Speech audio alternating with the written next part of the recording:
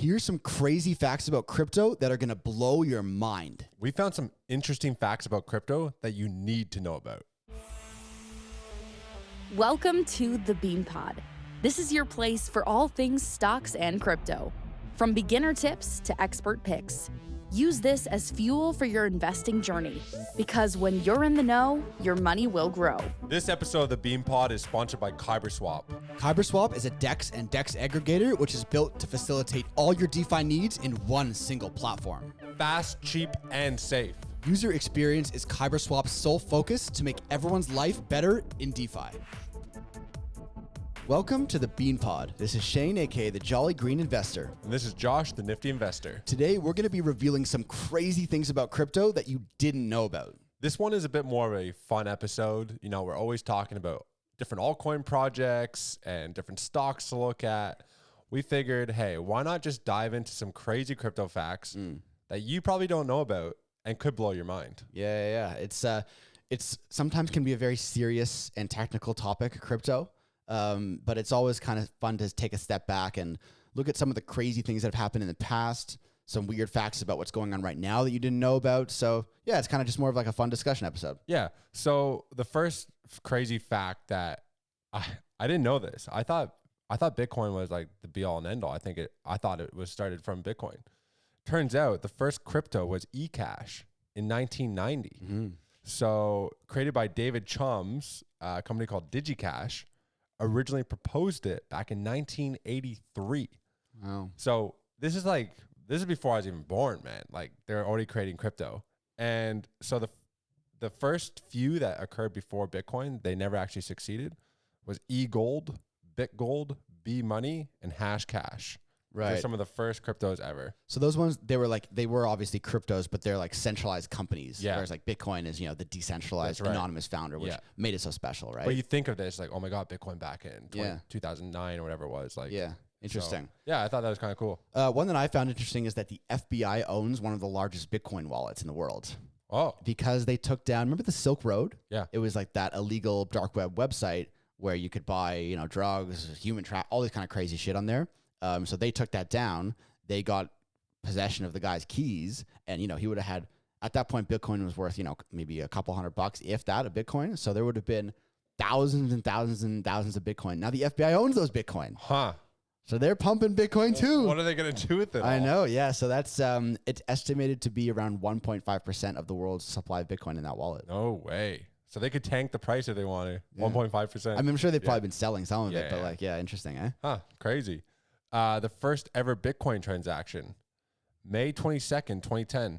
A man by the name of Laszlo. Get this. This is fucked.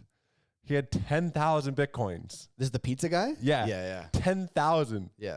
He had 10,000 Bitcoins. He spent them on fucking 2 pizzas. Yeah, it's a annual Bitcoin Pizza Day. Yeah, May 22nd. May 22nd. Yeah, so it was about $40 at that point. So one Bitcoin was worth a little bit more less than half a cent. Yeah. And he bought 10,000 Bitcoin. I hope those are the best 2 pizzas he's ever had. So what's 10,000 Bitcoin now? Like 210 million now, I guess. Money. Damn. Crazy. Going back to my last one, so I was looking at large Bitcoin wallets. So the 2 largest corporate holders of Bitcoin right now, number one is Grayscale Bitcoin Trust. They hold 655,000 Bitcoin, which is 3% of the total supply of Bitcoin. Wow. And MicroStrategy, these are very public. Michael Saylor, yeah, they have 125,000 Bitcoin. Holy so there's shit. some big holders of Bitcoin out there, like 3%, 2%. That's a lot of money. Yeah, and just the way the world's kind of going right now with inflation, and nobody can fucking figure it out from any country right now. Sometimes it just seems inevitable based off of math that the smartest place to turn might be Bitcoin. I mean, Michael Saylor is going to go down as a complete clown or like an utter genius. There's no in between. Yeah. So like whatever happens with Bitcoin, if it succeeds and it gets to 100,000, 500,000, million, he's going to be like, wow, he was buying Bitcoin at 18, 20,000, 5,000, even 40,000, whatever. It's going to look like a genius move. But if it fails, it would be like the second or third company he's run into the ground. So we'll see. Third time's a charm. He's going to be remembered either way. So there's something about that, Crazy. So talking about people who own lots of Bitcoin, how about some of the people who have lost lots of Bitcoin? James Howell, a British IT worker, lost 7,500 Bitcoin in November of 2013 because he accidentally threw away his hard disk. This is a good one. Man, are you kidding me? So his hard disk had his private keys on it. It couldn't access it. There's also another guy, a programmer in San Fran. He lost his keys and lost 7,000 Bitcoin as well. So the first guy, the English guy, James Howells, he's trying to get everyone to rally around the local city council to excavate the landfill because, you know, it's a small town, whatever it is. If they find this key with all his Bitcoin, they can share the profits from this Bitcoin. It's a couple $100 million, whatever it is. Like, so he's trying to get people. I think he's been looking for it since then. Of course. And he's trying to get the actual town to just do a large scale excavation, find this fucking USB key. Man, imagine how much trash is sitting on, like, what, 8-9 years worth of garbage now. That's crazy. It's sitting on top of this hard drive. I hope he fucking finds that. That'd be a hell of a story. Definitely. So I was looking at kind of stats about like what's going on in crypto right now, things that people maybe didn't know about. So we always talk about like play-to-earn games and blockchain games. If you were to guess what the two most popular blockchain games in the world are by users, like active users, no one would guess this. No, the only one I can like top of mind, like Axie Infinity right away. Yeah, but it's not. So this game called Alien Worlds on the BNB Smart Chain. It's like a space metaverse exploration game.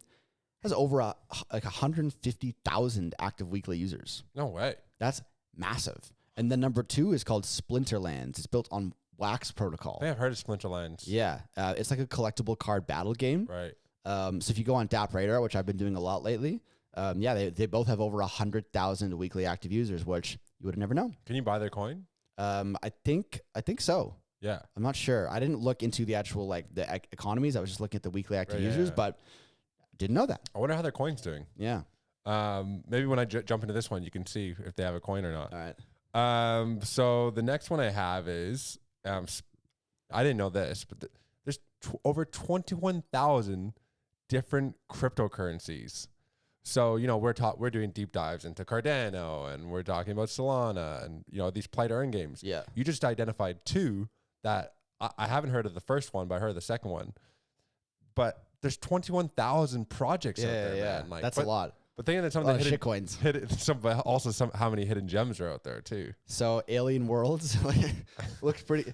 It's a little bit down at the moment. You know, it was up at 50 cents in November about a year ago, and now it's down at 2 cents. Wow. So I mean, look, it's got all these active users, but I wonder why the coin is completely dead. I'm assuming Splinterlands is probably the same, like probably, but it's still 330th ranked, 60 million market cap with 15 million volume. Wow. Only 25% of coin circulation. So sleeping giant. Maybe we'll do a deep dive. Sleeping giant. Do a deep dive in the Alien Worlds. I like it. All right, what else do I have here? Let's see. So I was looking again into like adoption, and what country would you think has the highest adoption rate? I think I have the answer. Okay, you know this one too? I think so, yeah. It's interesting. It is interesting. I wouldn't have thought that it was Vietnam.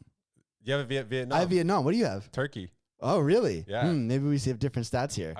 I have Turkey at 20%, I believe. Okay, mine was transaction volume. Okay. So it's 2 different ways of looking at it. True. Right. So Vietnam is the highest. Yeah, mine's per capita. Yeah. Okay, right. Interesting. So it's 2 good talking points.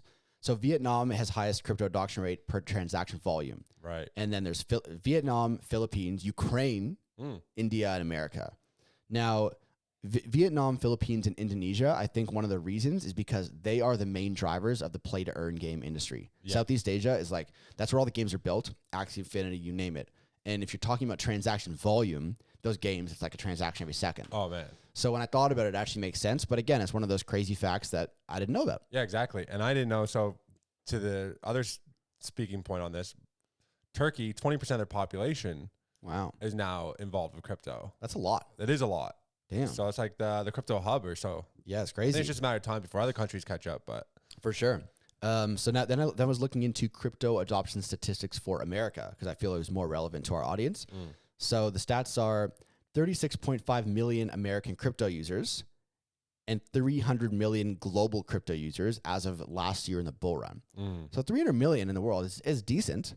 And then so surveys say that 16% of Americans state that they have used, invested in, or traded crypto. 16%. I mean, it depends on which way you look at it.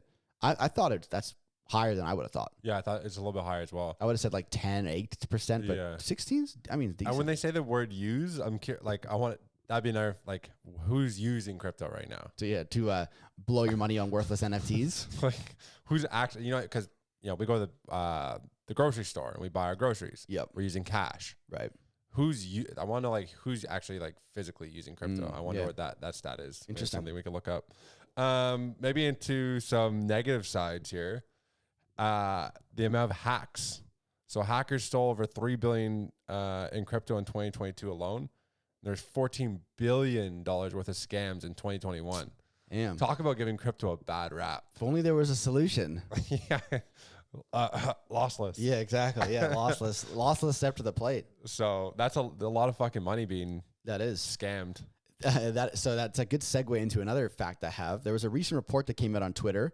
It said that 97% of tokens launched on Uniswap are scams. They did like a report, which means rug pulls, completely valueless pump and dumps or honeypots. 97. I mean, it makes sense. Like you think all these stupid EU coins that people are just, it's got to be the same developers just pumping out one a day. Yeah. Whatever happens, like, Elon Musk buys Twitter Inu. There's already a token out 1 minute later. Yeah, Vitalik says the Inu. Yeah. It's ridiculous. So 97% of, I'm sure PancakeSwap is the same. I think so.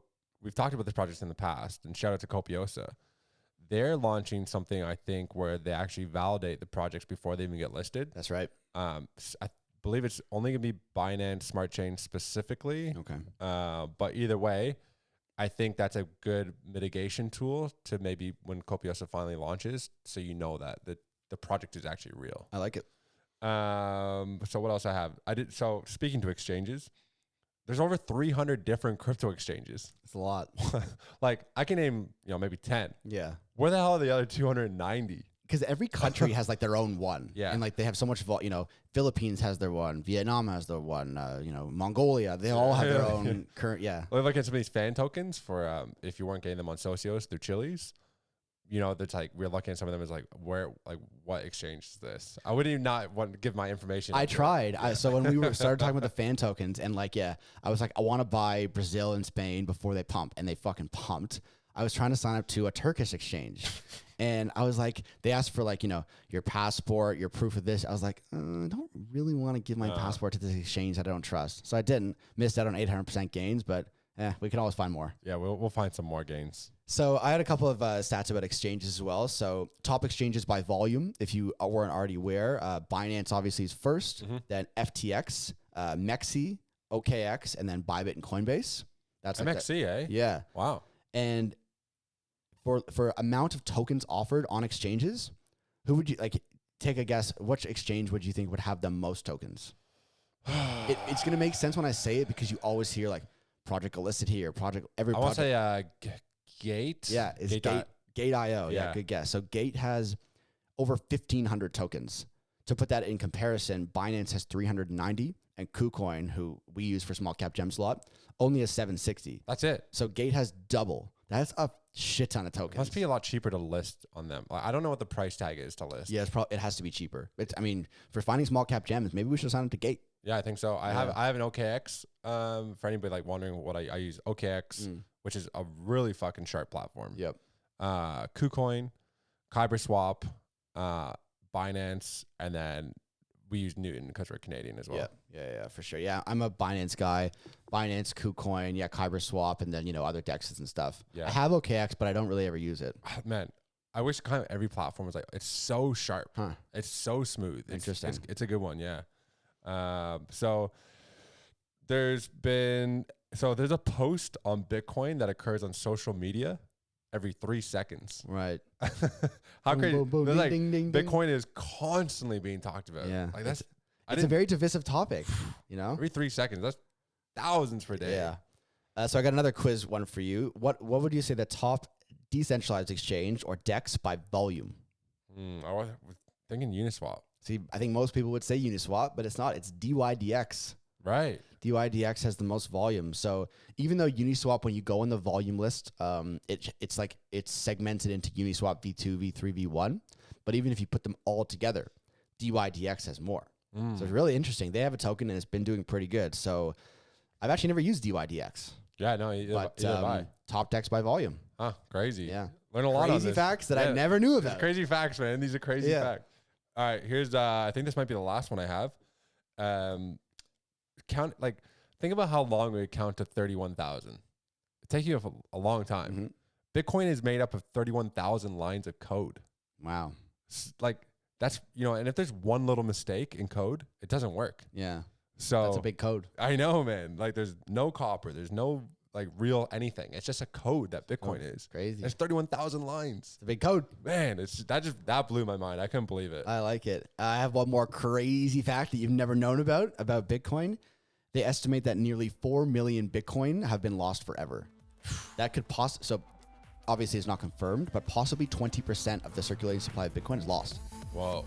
So it's like, you think that there's this many coins? There's not. There's actually only 17 million. Crazy. Yeah, that is crazy. Yeah. Cool. So interesting. So, hey, there's some cool facts about Bitcoin and crypto. If you have any cool, crazy facts, make sure to put them in the comments so we can spread the word. That'd be sick. Hey, make sure you guys tune into the next episode. That one's going to be a banger.